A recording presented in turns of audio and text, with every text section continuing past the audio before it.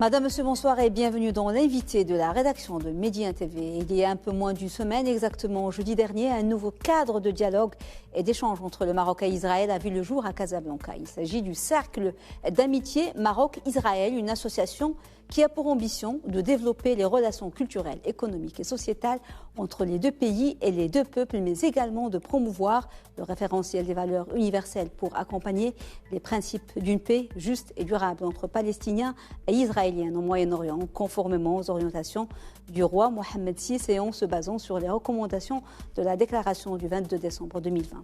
Et pour parler de ce nouveau pont entre les deux pays et les deux peuples, et de ses principes et de ses principaux objectifs, nous avons le plaisir de recevoir ce soir sur notre plateau M. Gabriel Banon, économiste, géopoliticien, consultant international et président du Cercle d'amitié Maroc-Israël. Gabriel Banon, bonsoir et merci beaucoup d'avoir accepté notre invitation. C'est mon plaisir, bonsoir. Alors, l'Assemblée constitutive du Cercle d'amitié s'est tenue la semaine dernière et vous avez élu les membres du conseil d'administration. À vos côtés, Gabriel Banon, il y a Jacques Nafo, vice-président. Il y a Mustafa Sahimi, en tant que secrétaire général.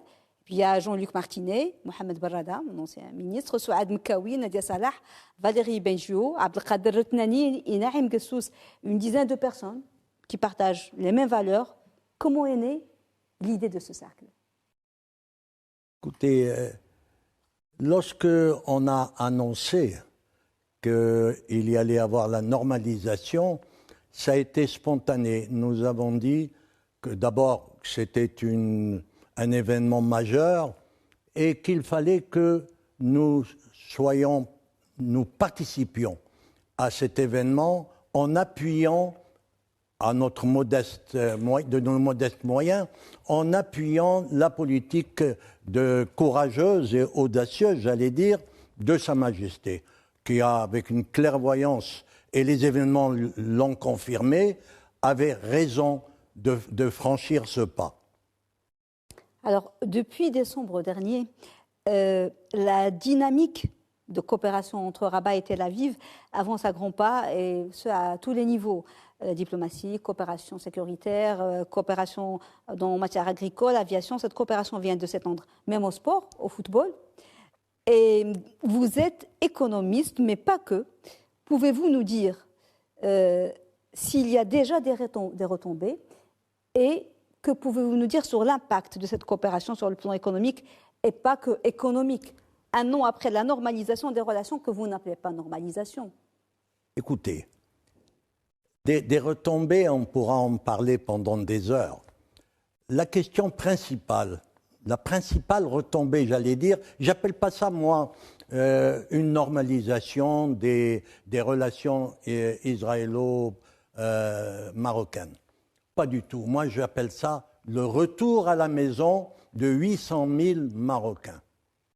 Il faut savoir qu'en Israël, sur 6 millions d'habitants, il y a 1 million de Palestiniens et il y a 1 million de Juifs d'origine du Maroc. Et sur ce million-là, il y en a 600 à 700 000 qui ont gardé leur passeport. Ils n'ont jamais... C'est vrai qu'on ne peut pas perdre la nationalité marocaine, légalement. Mais eux n'ont jamais quitté le Maroc. Pour eux, le Maroc, c'est toujours le Maroc. Et quand vous avez dans des salons d'Israéliens marocains en Israël, trône quoi? La photo du sultan Mohammed V. C'est pour vous dire que, d'ailleurs, c'est un phénomène que personne ne comprend. Un phénomène que moi, en tant que géopoliticien, je ne peux pas expliquer. Lorsqu'on a immigré, on devient américain, on devient canadien, français, etc. Et puis c'est fini. Eh bien non. Les Marocains qui ont immigré en Israël ne veulent pas abandonner leur qualificatif de Marocain. Et vous pouvez aller, et je pense qu'aujourd'hui, beaucoup de nos compatriotes marocains vont avoir l'occasion d'aller constater qu'ils ont gardé, ils ont gardé le mode de vie marocain. Dans des familles à la maison, quand ils sont entre eux, ils parlent encore amazigh, ils parlent darija. Et ceci est extraordinaire. Et c'était quand même malheureux que pour des raisons stratégiques dépassées, on ait coupé le cordon avec toute cette population.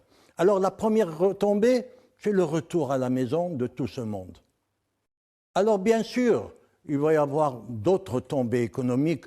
On en a déjà un petit peu. Malheureusement, avec la pandémie, ça a freiné beaucoup. Oui. Mais vous allez avoir le tourisme israélien qui va exploser ici. Deuxièmement, ce n'est pas faire de la propagande pour un pays, mais tout le monde reconnaît que Israël est un laboratoire. Tout le pays est un laboratoire. Pourquoi nous couper des retombées de ces progrès-là? Et nous allons avoir profité, mais d'une façon, j'allais dire normale, comme des gens de la même famille, nous allons profiter de cela. Oui. Et le retour dans notre giron, psychologiquement, politiquement même, de tout ce monde, va provoquer des investissements importants. On a eu de temps en temps quelques annonces qui ont déjà été réalisées, mais ce n'est rien à côté de ce qui va arriver. Oui. Alors, c'est dans un intérêt commun que nous allons avoir des retombées. Alors, pour revenir à la mission de ce nouveau cercle d'amitié, ce nouveau cadre qui s'inscrit dans la droite ligne des objectifs de la déclaration du 22 décembre 2020, vous voulez agir à travers ce cercle à l'ouverture d'une ère nouvelle, d'en parler, pas si nouvelle que ça, nouvelle en fait, peut-être ressuscitée. Oui, c'est plutôt, je préfère ça. Oui, Réanimer. Réanimer, c'est plus joli. Dans les relations entre le Royaume du Maroc et l'État d'Israël, quelles sont pour vous aujourd'hui les principales priorités pour hisser ces relations au niveau souhaité? Et elles ne sont pas forcément, comme vous m'avez dit, forcément économiques ou politiques, elles sont au-delà. Mais oui, parce que, vous savez, les relations entre Israël et le Maroc et sa normalisation ne peuvent pas être analysé d'un regard purement géopolitique. Pas du tout. Si on enlève le facteur humain qui représente une grande partie de cette normalisation, on n'aura rien compris. Et ça surprend tout le monde, mais nous allons avoir une mission. Nous, le cercle se donne une mission complémentaire, c'est non pas de rapprocher, mais de faire redécouvrir à surtout la nouvelle génération, la jeune génération, de faire découvrir ce que c'est que ses cousins, comme Arafat aimait appeler. Et Arafat disait tout le temps, mais nous, on n'a pas de problème avec les Juifs. On a un problème avec des Israéliens et c'est à part. Ça n'a rien à voir. Nos cousins, c'est les Juifs, sont nos cousins. Et je répète souvent que, vous savez, on oublie d'analyser les origines de chacun. Les Palestiniens, les Arabes du Moyen-Orient, c'est des Sémites. Les Juifs, c'est des Sémites, c'est-à-dire qu'ils viennent du même tronc. Les religieux vous diront, on vient tous d'Abraham, et on l'oublie facilement. Eh bien non, nous devons retrouver cette famille. Alors, parmi les axes importants aussi sur lesquels le cercle veut travailler, il y a celui de la promotion et de l'accompagnement du processus de paix entre Palestiniens et Israéliens. Un véritable engagement pour vous. Rappelons que vous avez été conseiller auprès du président palestinien Yasser Arafat dès le début du processus de paix de 1994 à 2004. Pendant 10 ans, vous avez été à ses côtés. Et secrétaire général du groupe de travail israélo-palestinien pour la paix et la réconciliation à Genève. Comment le cercle peut contribuer justement à la promotion de la paix au Moyen-Orient? Alors, vous savez que, d'ailleurs, nous avons tenu à mettre dans les statuts que notre action est aussi de contribuer à créer les conditions nécessaires à une paix entre Palestiniens et Israéliens. Nous ne l'avons pas écarté, c'est dans nos statuts, c'est un de nos objectifs. Il ne s'agit pas d'oublier le problème palestinien, il fait partie de cet ensemble, de toute cette stratégie. Et d'ailleurs, Sa Majesté, quand il a annoncé la normalisation, a appelé Abou Mazen pour lui en faire part. C'est-à-dire, on n'a jamais, et le cercle, pas plus que quiconque, n'a mis le problème palestinien de côté. Alors, la paix, on y a approché plusieurs fois. Oui. Et malheureusement, comme je l'ai déclaré plusieurs fois, quand on a assassiné Rabin, on a assassiné la paix. On était vraiment dans une euphorie totale. Et j'en parle en connaissance de cause. Je l'ai vécu. Parce que 10 ans que je bataille, que j'ai consacré ma vie à la cause israélo-palestinienne. Alors, la paix, je pense que ceux qui sont contre la normalisation ne défendent pas les intérêts palestiniens. Car nous avons intérêt que les Israéliens vivent en paix avec tous leurs voisins. C'est-à-dire qu'ils normalisent. Au moment où ils auront normalisé, ils ne peuvent plus utiliser l'excuse de la sécurité parce qu'ils seront en pleine sécurité. Donc on peut alors faire des compromis et arriver à une paix. Et c'est ce que j'espère et c'est à quoi le cercle veut contribuer. Oui. Lors de sa première visite officielle au Maroc il y a 2 semaines, le ministre israélien de la Défense, Benny Gantz, a qualifié le partenariat noué avec le Royaume de vital face aux défis qui menacent la paix régionale et mondiale. Comment les 2 pays peuvent relever ce grand défi et avec quels atouts? La paix régionale et mondiale. Alors, le premier atout, c'est qu'il ne faut pas être, comment dirais-je, trop modeste. Le Maroc est devenu une puissance régionale. Alors nous avons dans un coin Moyen-Orient une puissance régionale, Israël, et nous avons une puissance régionale à l'opposé, complètement à l'ouest, le Maroc.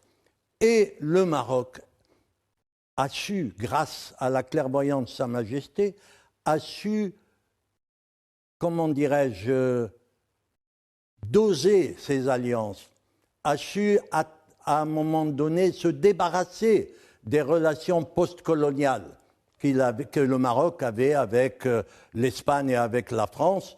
Ça ne se passe pas très bien parfois. D'ailleurs, on voit bien qu'il y a des réactions des Allemands, des Français, des Espagnols qui ne sont pas tellement heureux de cette émancipation.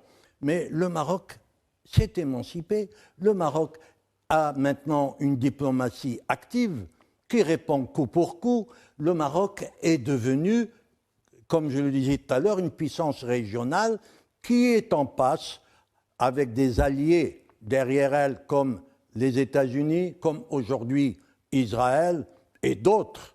Il y a beaucoup de pays africains qui sont derrière le Maroc. Le Maroc deviendra une puissance continentale. Et alors, c'est là les atouts. Les atouts, c'est cette marche en avant que le Maroc est en train de mener.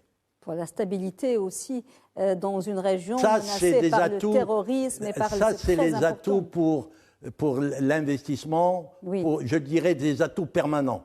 La stabilité marocaine, la gestion exceptionnelle de la pandémie. Oui. Et regardons ce qui se passe en Europe, regardons où on en est. Nous, on a eu hier 0 mort, oui. On a une 50aine de positifs, mais nous sommes 36 millions d'habitants. Oui. Il y a plus de positifs hier dans le cancer que dans le Covid. C'est vrai, c'est vrai. Alors, on ne le réalise pas. Et moi, je me refuse d'être manipulé. Alors, on va revenir sur un point très important, Gabriel Bannon, c'est que cette dynamique dépasse de loin, on l'a évoqué, il faut peut-être revenir et s'attarder dessus, dépasse de loin les échanges commerciaux, diplomatiques. Elle est ancrée dans l'histoire commune des 2 pays, des 2 peuples. Comment préserver et promouvoir davantage l'histoire et le patrimoine judaïque marocain et la culture hébraïque qui fait partie de la pluralité de l'identité marocaine et qui a été reconnue dans la Constitution de 2011. Vous savez, les effets de la nouvelle Constitution vont continuer encore à porter leurs fruits.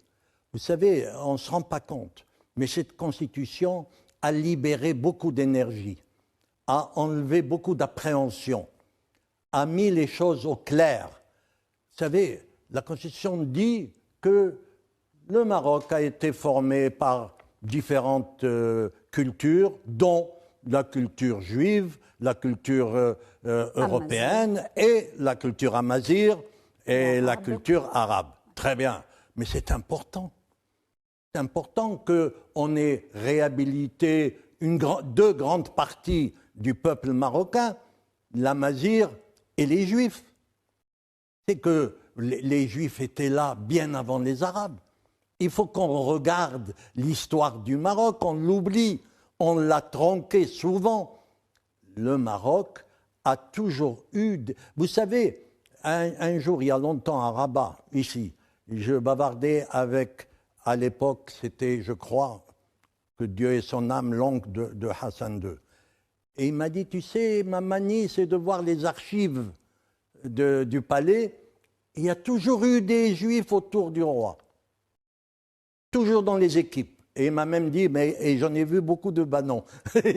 Donc vous voyez, c'est une histoire. Dans votre père, peut-être. Oui, exact. Il était juriste. Oui, il était conseiller de Mohammed V. Mais c'est la vérité. C'est une symbiose. Et alors, il faut croire aussi à ce qu'on appelle la conscience collective. Les souvenirs collectifs, c'est-à-dire les souvenirs et les actions des uns ne partent pas à leur mort. Ils deviennent partie de la conscience collective du peuple.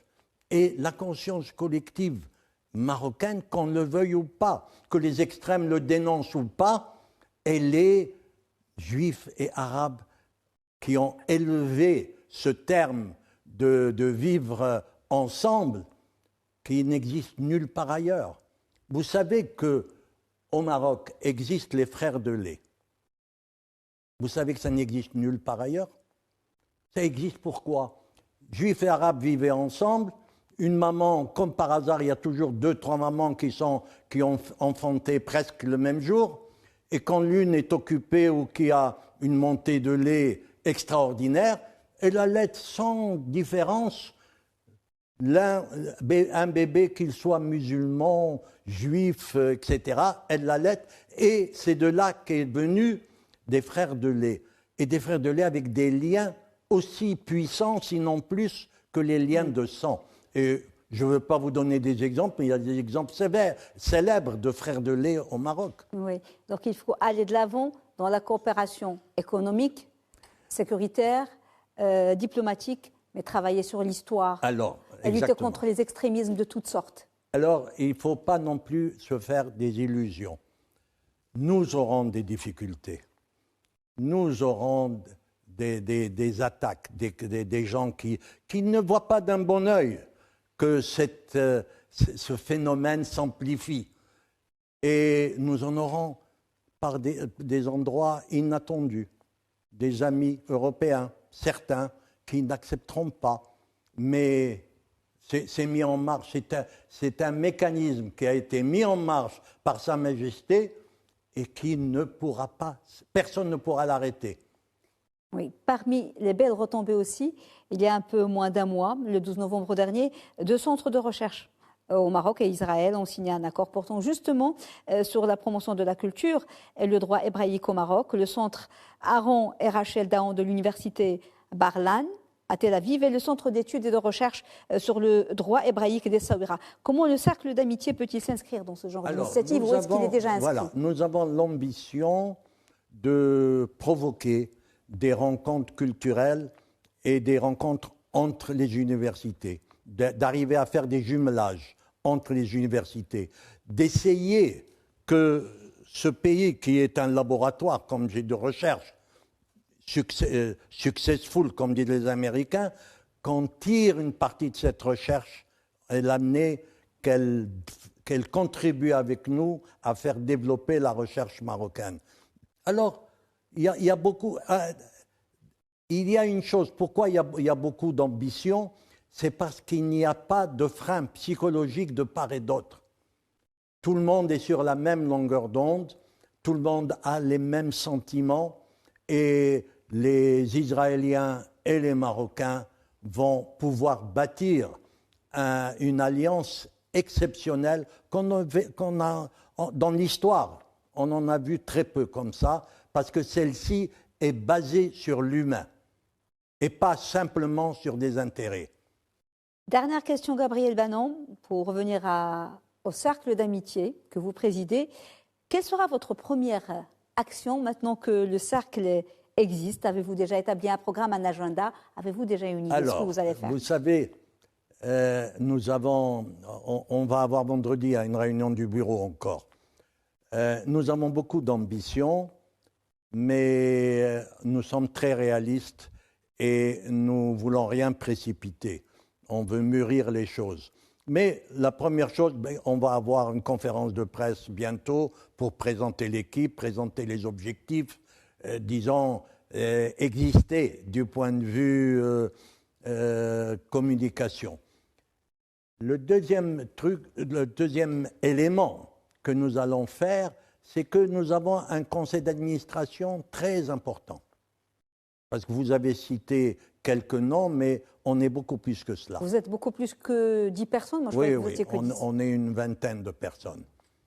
Mais dans ces 20 personnes, une bonne partie n'a jamais mis les pieds en Israël. Développer un cercle d'amitié sans connaître ses amis, ça me paraît un peu difficile. Donc nous allons organiser un voyage dès que ça sera possible. Nous voulons organiser un voyage pour emmener non seulement le conseil d'administration, mais d'autres, etc., pour aller voir nos cousins et établir des relations humaines, mais pas simplement par vidéo. Le deuxième point, c'est que nous avons deux grandes ambitions d'événements, parce que nous voulons marier les cultures. Alors, nous allons organiser un grand dîner où nous aurons deux conférenciers, un Israélien très, très connu, on attend d'avoir son accord avant de l'annoncer, et un Marocain. Et nous allons pouvoir demander à ces deux personnalités de parler justement des cultures de chaque pays et des points de rencontre. C'est ça qui est intéressant, les points de rencontre de ces cultures. Alors là, c'est un travail de longue haleine. Mais vous savez, vous l'avez cité tout à l'heure, je suis le secrétaire général en charge du groupe de CO, c'est-à-dire la commission à l'ONU à Genève, israélo-palestinienne. Très bien. Quand j'ai pris ça en charge, j'ai fait tout un tour d'horizon avec mes camarades du groupe et on a constaté que à la base, c'est le dialogue. Pour faire la paix, il faut dialoguer. Et à ce moment-là, mes premières actions, et dont je vais m'inspirer pour le cercle d'amitié, ça a été de provoquer des rencontres, d'organiser. Je prends par exemple, mais depuis le plus bas, depuis les écoles, on a pris une classe israélienne, une classe palestinienne, et on leur a offert un mois de vacances en Suisse, ensemble, à condition que toutes les activités soient faites ensemble. Il n'y a pas de groupe séparé. Et ça a très bien marché, parce qu'à la fin de cette période, il y a eu des amitiés naissantes. Je trouve que la paix se construit par le dialogue et par la connaissance des uns et des autres. Merci beaucoup, Gabriel Bannon. Bon courage et bon vent pour le cercle d'amitié Maroc-Israël. Je vous remercie d'avoir été avec nous. Je rappelle que vous êtes économiste, géopoliticien, consultant international et président du cercle d'amitié Maroc-Israël. Merci. C'est moi qui vous remercie de m'avoir donné l'occasion de m'exprimer. Je vous en prie. Madame, Monsieur, merci de nous avoir suivis. Excellente suite des programmes. Très belle soirée.